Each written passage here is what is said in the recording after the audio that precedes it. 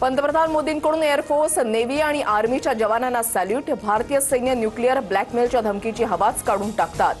पंतप्रधान मोदींचं वक्तव्य. भारताची S-400 एअर डिफेन्स सिस्टीम उद्ध्वस्त केल्याचा पाकचा दावा खोटा. आदमपूर एअरबेसवरील S-400 सिस्टीम सुस्थितीमध्ये. S-400 एअर डिफेन्स सिस्टीम समोर उभं राहत पंतप्रधान मोदींचा जवानांसोबत संवाद.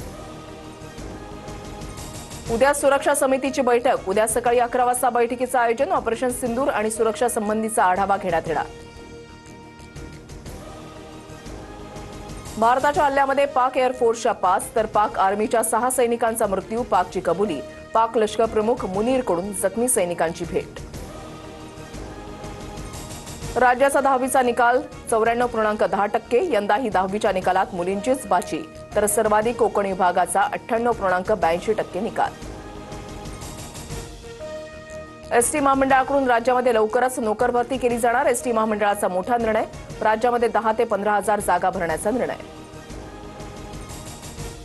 कोल्हापूरच्या अंबाबाई मंदिरामध्ये उद्यापासून ड्रेस कोड लागू. मंदिर परिसरात पारंपरिक कपड्यातच यावं लागणार.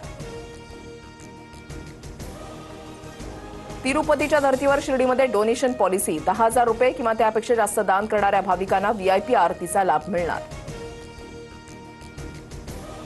इगतपुरी तालुक्यामध्ये सलग 6व्या दिवशी अवकाळी पावसाची जोरदार हजेरी. विजेच्या कडकडाटासह मुसळधार पाऊस.